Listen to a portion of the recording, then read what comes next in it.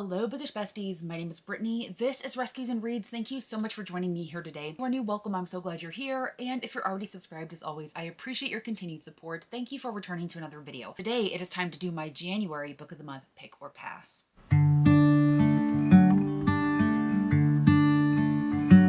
Alright everyone, it is Monday, December 30th, and Book of the Month has once again blessed us with an early book drop. And since I'm still off work, I'm still on winter break, I decided to go ahead and film this immediately so I could get it up to you as soon as possible. Now, this was definitely a heavy release month for Book of the Month, which I am not surprised by given all of the books that are being published. Book of the Month had 6 main monthly curated selections and I believe 7 add-on selections for 13 total new books this month, which again was not surprising. After reviewing all of the selections, there were some books that I was definitely surprised to see simply because they were not on my radar at all. A lot of these that surprised me were January releases that I had never even heard of. So we are going to go ahead and just dive right in with the selections, starting of course with the monthly curated selections. The very first curated selection for January is a literary fiction called Andromeda by Therese Bowman. Again, this is a January release to my knowledge. It is one that I had never heard of. It says, publishing house is anchored like a ship along Stockholm's main street. A young woman starts as an intern at this venerated institution and over many years gains more and more responsibility for its authors and books, all under the supervision of Gunnar, publishing director of the most prestigious imprint, Andromeda. Over time, their work relationship transforms into something neither of them can truly define, perhaps built on mutual trust, or is it something else? So it seems like it's going to be a more slow-moving, character-driven story about a relationship between this young woman as an intern at this publishing company and then her supervisor at this publishing company. I don't think it's any surprise to y'all that this really didn't strike my fancy, so it is certainly not one that I have added to my box. I am not a big literary fiction person, and while I do want to dive more heavily into the genre this year and pick up more than I otherwise would have, I really want to be impressed by the synopsis of whatever book I pick up, and this is definitely not doing it for me. So this is definitely one that I passed on. A contemporary fiction that was featured is a book called The 3 Lives of Kate K by Kate Fagan. I'm not entirely sure how I feel about an author essentially naming a main character after themselves, but it is what it is. This says, Kate K knows how to craft a story. As the creator of a best-selling book trilogy that struck box office gold as a film series, she's one of the most successful authors of her generation. Thing is, Kate K doesn't really exist. She's never attended author events or granted any interviews. Her real identity has been a closely guarded secret until now. As a young adult, she and her best friend Amanda dreamed of escaping their difficult homes and moving to California to become movie stars. But the day before their grand adventure, a tragedy shattered their dreams, and Kate has been on the run ever since, taking on different names and charting a new future. But after a shocking revelation, Kate understands that returning home is the only way she'll be a whole person again. This sounds like there's a lot going on. You have a woman who is apparently a best-selling author. Her books have been turned into series and everything like that, but she's completely anonymous. Nobody knows who she really is. She's never done interviews. She's never gone to author events, and that's because she's been kind of on the run since she was a teenager. So it sounds like all of that is going to come out. You're going to figure out why she's on the run, who she really is, and she's going to have to return home to kind of reconcile all of the things that happened. In theory, it actually sounds kind of interesting, but there was nothing really pulling me that said you have to read this novel. There was nothing really grabbing my attention with this one. So ultimately, this is not one that I picked, but I do think that it is getting a lot of buzz, so I'm curious to see what other people think about this one. Next, we have a historical fantasy called Babylonia by Costanzo Casati. This says, Babylonia across the centuries has become the embodiment of lust, excess, and dissolute power. In this world, you had to kill to be king, or in the case of Semiramis, an orphan raised on the outskirts of the empire, queen. Nothing about Semirami's upbringing could have foretold her legacy, but when she meets a young representative of the new Assyrian king, a prophecy unfolds before her, one that puts her in the center of a brutal world and in the hearts of 2 men. Caught in the politics and viciousness of ancient Assyria, Semiramis trains in war and diplomacy, and with each move, she rises in rank, embroiled in a game of power, desire, love, and betrayal until she can ascend to the only position that will ever keep her safe. This is 100% an easy pass for me. Y'all know that I am not a big fan of historical fantasy at all, and honestly, this synopsis did absolutely nothing for me. There was nothing about this at all that garnered a hint of interest in me, so like I said, this was an easy pass for me. Then we have another contemporary fiction. It is called The Favorites by Lane Fargo. This is actually a book that I featured in my 2025 most anticipated releases. I had read They Never Learn by Lane Fargo, and I enjoyed it overall to an extent. I really liked the concept of that story, and this one seems like it's going to be very, very different, whereas that was more thriller, like vigilante justice. This is definitely more of a contemporary love story. This says elite figure skaters experience chemistry on and off the ice in this intoxicating tale of ambition, sabotage, and love. I'm not going to really go too much more into detail because, like I said, I did talk about it in that anticipated release video, but this is one that I definitely added to my box. I am a little bit hesitant about this one just because, first of all, it is very different than the other book by Lane Fargo, but I have heard really, really good things. And of course, if I'm adding it to my box, I'm really hoping that I will love it. One that I was quick to add to my box was A Killing Cold by Kate Ellis Marshall. This was the only thriller featured in January, and this is one of the only early releases that were featured in January as well. This is coming out, I believe, in early February, which is why it was not part of my January book of the month predictions. So we get a little bit of a head start with this one. I read What Lies in the Woods by Kate Ellis Marshall, and I really, really enjoyed it. No One Can Know was definitely more of a mediocre experience. I remember almost nothing about that story, so I'm hoping that this one is going to be a little bit better for me. This says, when Theodora Scott met Connor, wealthy, charming, and a member of the powerful Dalton family, she fell in love in an instant. 6 months later, he's brought her to Idlewood, his family's isolated winter retreat, to win over his skeptical relatives. Theo has tried to ignore the threatening messages on her phone, but she can't ignore the footprints in the snow outside the cabin window or the strange sense of familiarity she has about this place. Then, in a disused cabin, Theo finds something impossible, a photo of herself as a child, a photo taken at Idlewood. Theo has almost no recollection of her earliest years, but now she begins to piece together the fragments of her memories. Someone here has a shocking secret that they will do anything to keep hidden, and Theo is in terrible danger because the Daltons do not lose, and discovering what happened at Idlewood may cost Theo everything. This is yet another book that I featured in that anticipated releases video, but I don't think that I read the entire synopsis in that one, so that's why I wanted to go ahead and read it here. I'm intrigued. Like I said, I quickly added this to my box. I definitely want to read and explore more from Kate Ellis Marshall. If I read this and it turns out to be another mediocre read, I may go ahead and be more selective when I pick up her stories, if I pick them up at all, but for now, I am still really very much anticipating this one. And then the very last of their curated monthly selections is a historical fiction by Daniel Black called Isaac's Song. Isaac is at a crossroads in his young life. Growing up in Missouri, the son of a caustic, hard-driving father, he was conditioned to suppress his artistic pursuits and physical desires, notions that didn't align with a traditional view of masculinity. But now, in late 80s Chicago, Isaac has finally carved out a life of his own. He is sensitive and tender-hearted and has built up the courage to seek out a community. Yet just as he begins to embrace who he is, two social catalysts, the AIDS crisis and Rodney King's attack, collectively extinguish his hard-earned joy. At a therapist's encouragement, Isaac begins to write down his story. In the process, he taps into a creative energy that will send him on a journey back to his family, his ancestral home in Arkansas, and the inherited trauma of the nation's dark past. But a surprise discovery will either unlock the truths he's seeking or threaten to derail the life he's fought so hard to claim. So that is actually really intriguing to me. It is definitely set during a time of a little bit of turmoil. Like he mentions, there's the AIDS crisis as well as Rodney King's attack, but also he is dealing with a very hard childhood as well as just the nation's history with African Americans and slavery and things like that. So it seems like this book is going to cover a lot. There are definitely going to be racial issues discussed in this as well. This is not one that I added to my box, but I would definitely be interested in hearing more about this one. So out of those monthly curated selections, I don't believe that I got any of them correct. Like I said, most of them were not on my radar at all. And then the Kate Ellis Marshall was an early release, so that would not have been featured in the video. However, I did do much better with the add-ons, and I think I got the majority of them correct. This first one is actually a memoir. It is called The House of My Mother by Sherry Frankie or Frank. It says, Sherry Frank's childhood was a constant battle for survival. Her mother, Ruby Frank, enforced a severe moral code while maintaining a facade of a picture-perfect family for their wildly popular YouTube channel, 8 Passengers, which documented the day-to-day life of raising 6 children for a staggering 2.5 million subscribers. But a darker truth lurked beneath the surface. Ruby's wholesome online persona masked a more tyrannical parenting style than anyone could have imagined. As the family's YouTube notoriety grew, so too did Ruby's delusions of righteousness. Fueled by the sadistic influence of relationship coach Jody Hildebrand, together they implemented an inhumane and merciless disciplinary regime. Ruby and Jody were arrested in Utah in 2023 on multiple charges of aggravated child abuse. On that fateful day, Sherry shared a photo online of a police car outside their home. Her caption had one word: finally. For the first time, Sherry will reveal the disturbing truth behind 8 Passengers and her family's devastating involvement with Jody Hildebrand's cultish life coaching program. No stone is left unturned as Sherry exposes the perils of influencer culture and shares for the first time her battle for truth and survival in the face of her mother's cruelty. So this is actually something that I know absolutely nothing about. I have never heard of 8 Passengers. I've never heard of their arrest or anything like that. So this definitely sounds